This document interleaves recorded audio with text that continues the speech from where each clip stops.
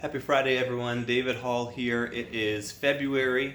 You can see it's a beautiful cold day outside here. Everything's covered in snow. But I'm at the Hazel project. Want to give a quick update. I stopped by here to take a look at the progress we've been making on some drywall. This is the upstairs bathroom with some laundry. This project's been chugging along. We're still waiting for the rough final inspection. And what we're waiting for right now is actually, I think, just waiting for the inspector to get it scheduled. But my contractor's been over here doing all the all the drywall and things that he can do.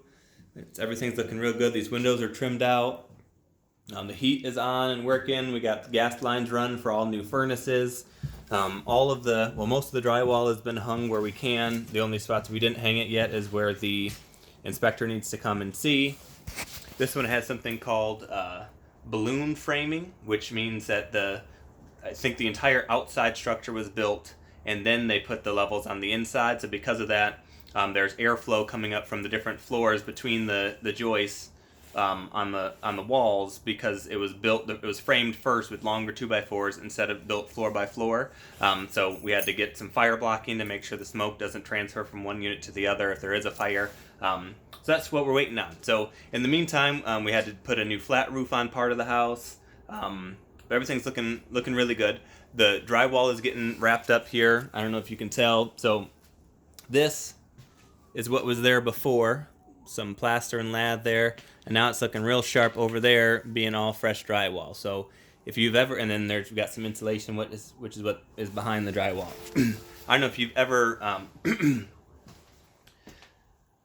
drywalled a house, but it's really makes a huge difference from making it feel like it's this unfinished, nasty product that will never get done, much like what's behind me, to, oh man, once it's hung and mudded, just some paint and flooring will be done. So it's feeling like we're rounding the corner finally on getting this project done.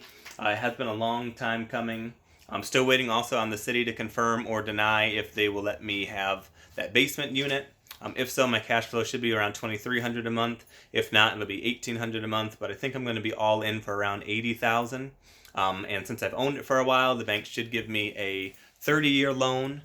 So rough numbers on a 15-year loan, I was expecting to pay maybe $1,100 for $80,000, and then now I think I'm going to pay around $800 a month for a 30-year loan if I can get it in my personal name. So that will open me up to a little bit of liability depending on who you ask. As long as you have the right insurance, I think I'm comfortable moving forward that way.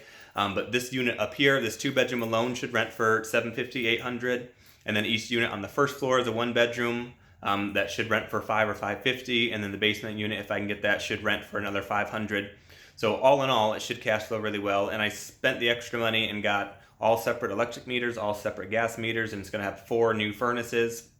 So everything should be in really good shape, and it should be a moneymaker. Now the question is just, with the market being the way it is, and so many people wanting multi-family cash flowing properties here in Lansing, do I double my money and sell it? Or do I hold on to it because it cash flows well? So stay tuned to see what I decide to do, but I just want to give you an update. This has been the Hazel project, the upstairs unit. More to come.